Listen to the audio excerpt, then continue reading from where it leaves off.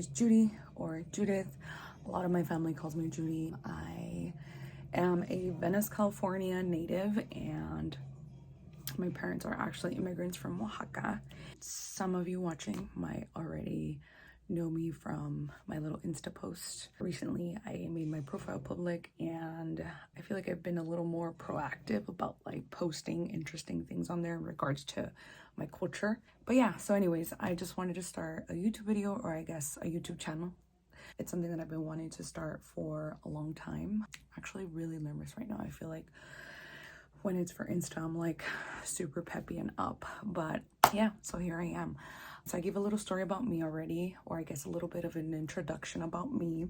The reason why I got even more motivated to starting this journey, and you know, with no real like specific goal in mind other than just sharing things and documenting things and uploading it and sharing it with essentially like the public online. The whole reason is because my uncle, my mom's brother, passed away this December 1st of 2022. It's only been 3 weeks since his passing. It is Christmas today, actually, when I'm filming this right now. But you know, growing up Mexican with Mexican immigrant parents, and who are Catholic, we celebrate, we stay up on the 24th, all family comes over at midnight, we have a toast, give each other hugs, and then we stay up really, really late. And the 25th Christmas is essentially like the recalentado, how we say in Spanish, or the next day party. And so we had family over today and we were hosting, so that was really nice because we were able to see a lot of family. But it was also very busy, and hence why I look very tired. We actually also went to the movies with my cousins who came from San Diego. We went to go watch Avatar. Pretty cool movie. If you watched it already, let me know what you thought. But yeah, back to my uncle. He passed away December 1st, 2022 at the very young age of 54 years old. I don't know if I feel comfortable just yet sharing what happened, but you know, it was very unexpected. My mom and my mom's side of the family, there are a total of 6 siblings, my mom being the 4th, and he was actually the 5th. Then my mom's little sister after that. So this is really, really hard for my mom, and it's been really hard for our family. Also because in July of this same year, my grandmother passed, my mom's mom, and so because of that, deep breaths, it's been death after death, and it's been a lot. I feel like I'm still processing. When my uncle first passed, I couldn't believe it. I was literally just neutral and in shock, and it took me a whole hour to, I guess, for sadness to like really sit in. And the way that I know that I'm sad, or the way that I know that I feel like an intense feeling, is when I cry. And it took me like I didn't cry in that instant. It took me a whole hour to cry. The reason being is that my parents are documented now, but at one point my parents were undocumented. And when that was the case, my parents would send me on my own to Oaxaca to go visit family, to spend like a week or two during my summers or during breaks or specific like family events. And so when that was the case, my uncle, my mom's brother, who has been living back in Oaxaca since the early 2000s, he was the one who would essentially be my father figure out there. He was the one that would take me out. He was the one that would make sure I was okay. I mean, everybody in my family made sure I was okay, but he in particular, like, meant a lot to me because, fun story, before he moved back to Oaxaca, he had been in the States in the late 80s and then up until the early 2000s. So because he had been here for a pretty long period of time, more than 10 years, he picked up English. He knew a lot of like cultural things out here in Venice. Geographically speaking, he knew a lot of things in the area, right? Like landmarks and spaces and malls and parks and everything. And we have a lot of family out here too. And so he was, you know, always asking. So we always had a lot to talk about in that sense. And he would talk English to me. I would talk English to him. And then he would try to talk Zapoteco to me. I would try to talk Zapoteco to him. Another fun fact, I guess now that like the story is kind of opening up. So my parents, like I said, are immigrants from Mexico. They came here around 94. So they were already in their early 30s, I want to say. So most of their life, I mean, now they're about to be 60, but essentially they've spent 50% of their life out there and 50% of their life out here. With that being said, my upbringing was very like traditional in the sense of like my culture and a lot of customs and things that are done that hopefully I can, you know, like as the channel progresses, I can start sharing a little bit more about. Along with that, both of my parents are from the same little town called San Juan de la Villa in Oaxaca, Central Valleys. Oaxaca is a huge state, so there are like multiple regions, and each region has its own languages. Yes, you heard that right, languages. They have their own food, they have their own music, like they each are so unique within Oaxaca. So we are from Central Valleys. And so with that being said, my parents speak Zapoteco. And because they're from the same town, they both speak the same type of Zapoteco, the dialect. So for those who don't know, Zapoteco is the indigenous language of my parents. It is the indigenous language, one of the many indigenous languages of the world. But in particular, it is for my parents in the state of Oaxaca, located down south in the country of Mexico. The Zapotecs are also, you know, some of the Mesoamerican, pre-Hispanic, I don't know how I feel about using that term, but pre-Hispanic civilizations that existed before we know what happened, you know, about the history of the conquista and just how that happened. So yeah, so Zapoteco is the indigenous language that both of my parents speak.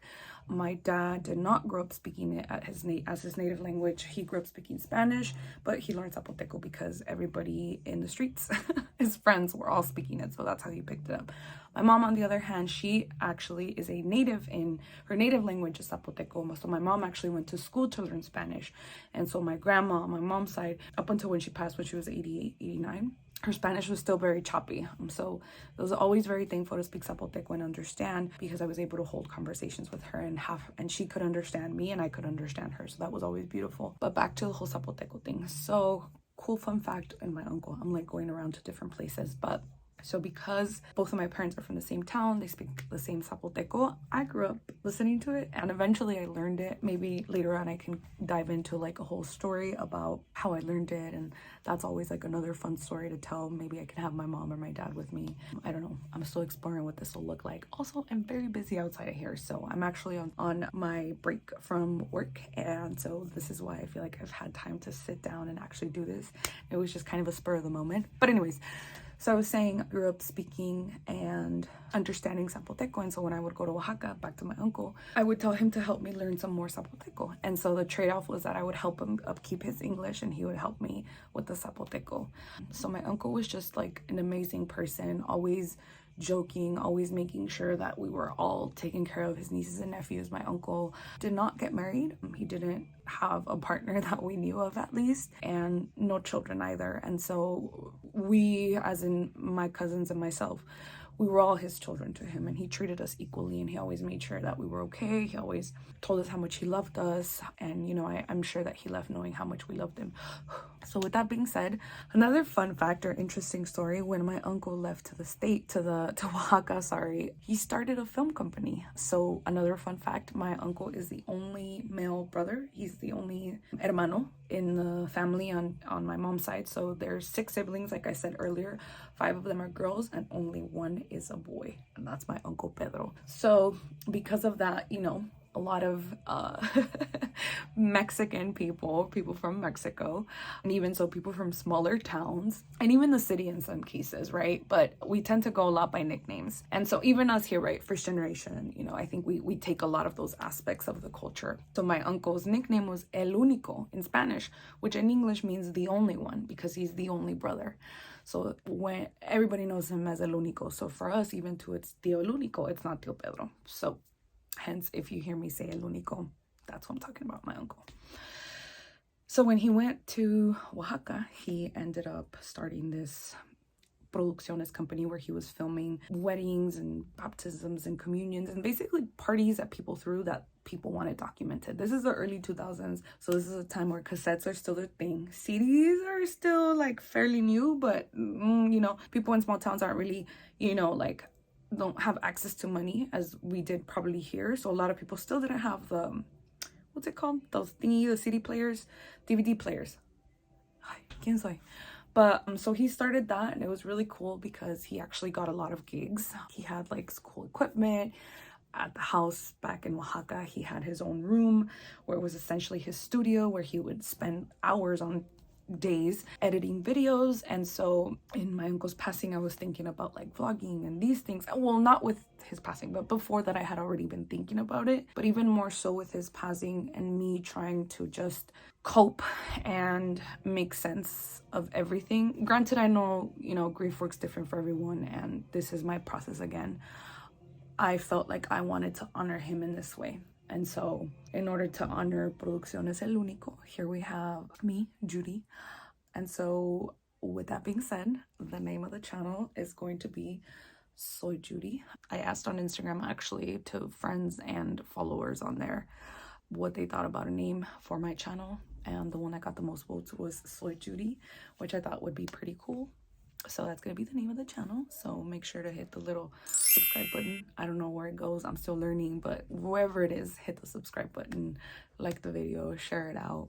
That's kind of it for today. That's all I wanted to share. Just a little backstory on why and, you know, how it is that I'm starting this channel. I hope to share very cool things and document funny, inspiring, just things to think about. So, like I was saying, thank you for tuning in. Thank you for listening to me. I hope that that little spiel hopefully made sense. I'm still getting used to where to look at because I am filming on my phone. That's how I'm starting. That's what I'm working with. I don't know what's next in terms of like the next video, or I haven't really organized myself for future videos or any future content in specific. I think I'm going in more with the lens of just sharing things from my family, my culture, my life, things that I do, random trips, a little bit of everything.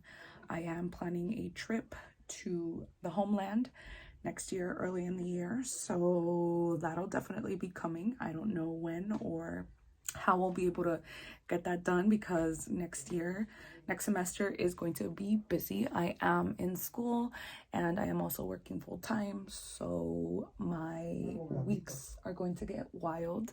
It's my dad, but I very much look forward to exploring what this journey looks like for me.